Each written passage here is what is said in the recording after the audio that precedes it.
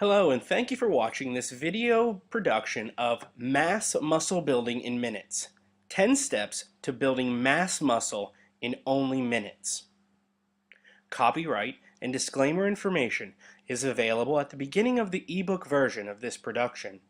Our structure is as follows: an introduction, 9 chapters, and a conclusion.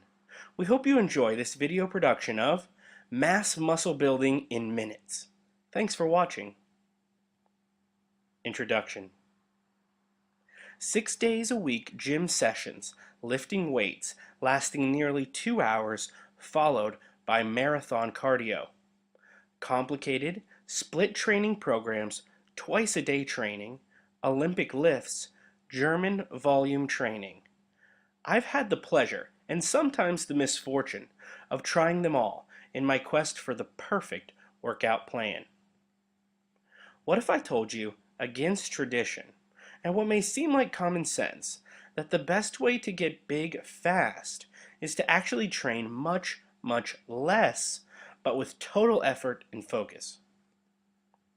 That this method has been developed and followed since the late 1960s, is more akin to a science than an art form, and some of the top bodybuilders of all time have been its advocates. That the results, when followed heroically, are mind-blowing. It's all true. Welcome to Mass Muscle Building in Minutes.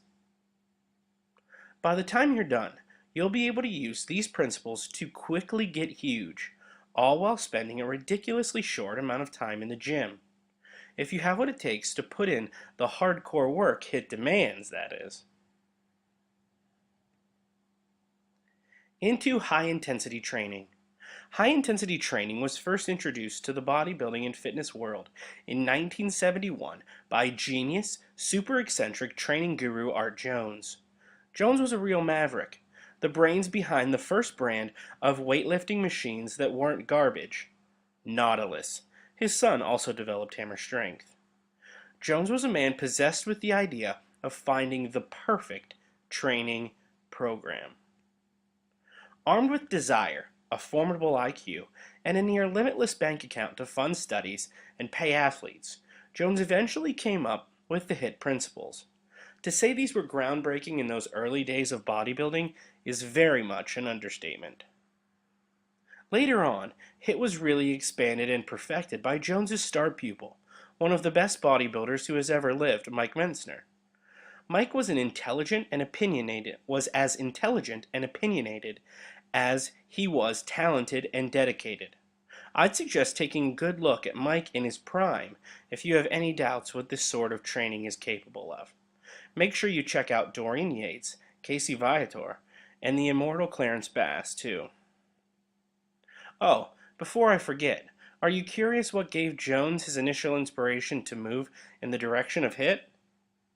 Watching his pet gorilla, who weighed over 200 kilograms, doing one-armed pull-ups for fun. Jones figured if his gorilla didn't need high-rep workouts to be massively powerful, why should anyone else? I told you he was eccentric, didn't I? What makes HIIT HIIT? Here's the foundation of high-intensity training in a nutshell. We'll give you more details as we go deeper into our guide. Training must be intense. For this type of training to work its magic, training must be as intense as possible. This means total exertion until you absolutely can't do any more work. Training to failure is the rule with HIIT, not the exception. Training sessions must be short. Training as intensely as HIIT demands makes it necessary that your training sessions are short. If you can spend an hour or two in the gym, you are not coming close to training intensely enough for HIIT. Your workouts need to be short and severe. Training must be infrequent. It pays to think of HIIT being an equal mix of intensity and recovery. When you're training HIIT style, you need to train much less to allow your body to recover and grow to its potential. This means only a few sessions a week, unlike traditional bodybuilding methods, which almost always end up in the dreaded overtraining zone. Ready to get intense with HIIT? Good, so am I. Let's jump into it. Chapter 1. Less is More? The Science of HIIT. When you first come across the idea of less but intense is more training, you can hardly be blamed if you have some initial skepticism. I know I did. After being nearly raised on a diet of bodybuilding magazines that generally pushed ideas that were nearly exactly opposite to HIIT.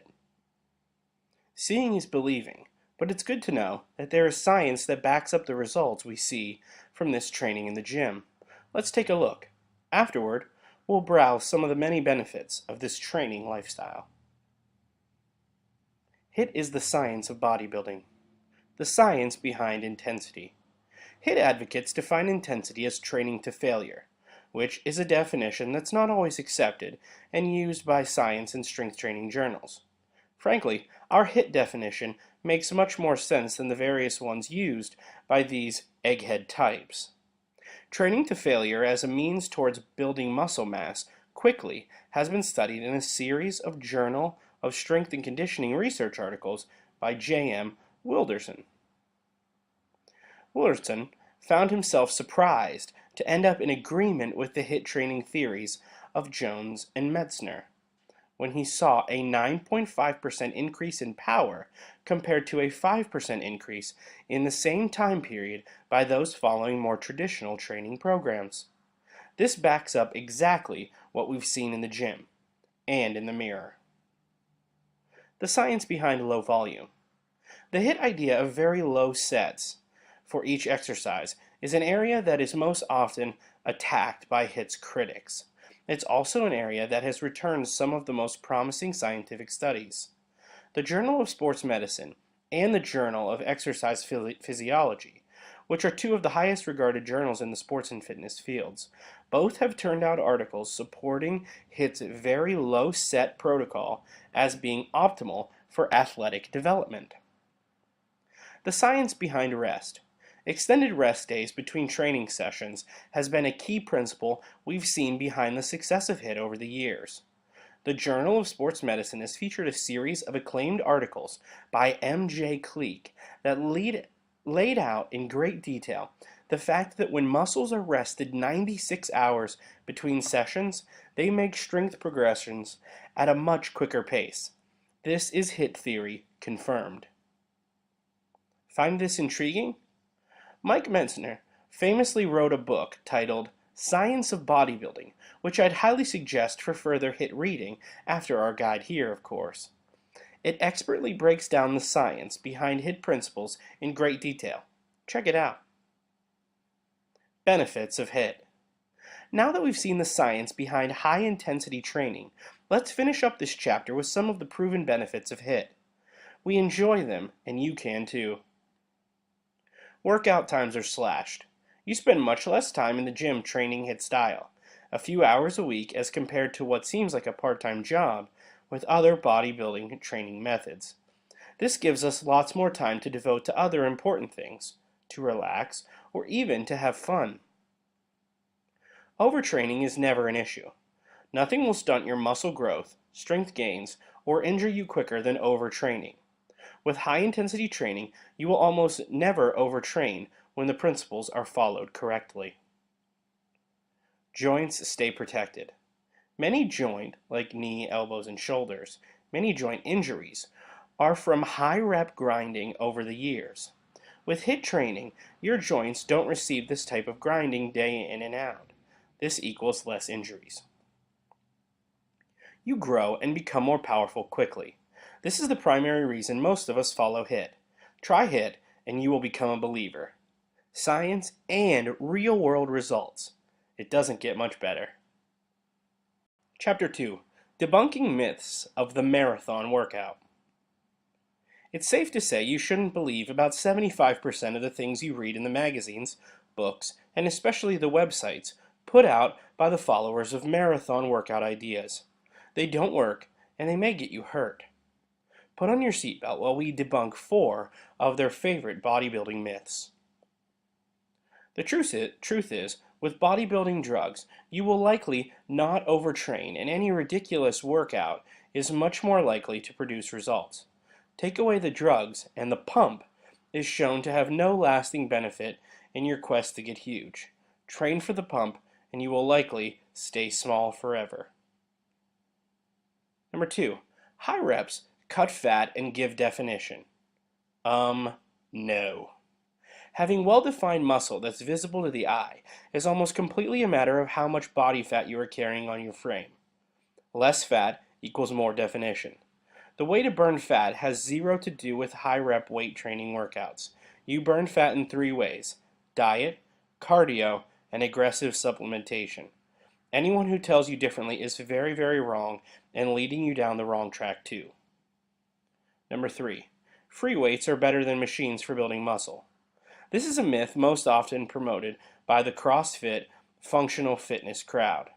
Remember, we are talking about building muscle here, not sports-specific athletic ability. The truth is, it all depends on the type of machines available to you, as well as how intensely you train on the machine.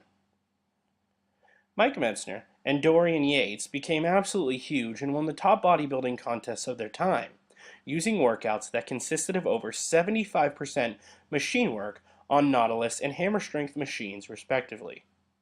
While free weights recruit stabilizing muscles, if you generate enough force in the proper movement within a machine, you will be recruiting more muscle fibers.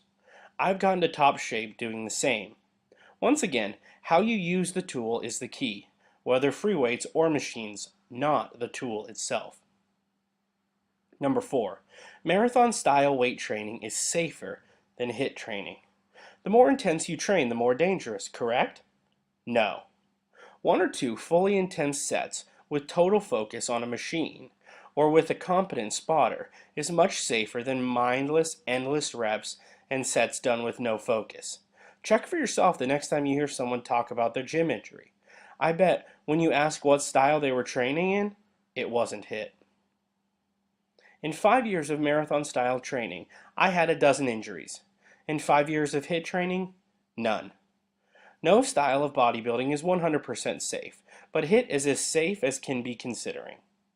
Certainly, much safer than what the go for the pump crowd are hurting themselves doing every day, that's for sure. Now you have the answers to many of the myths you'll likely hear tossed around the gym about HIIT. Knowledge is power.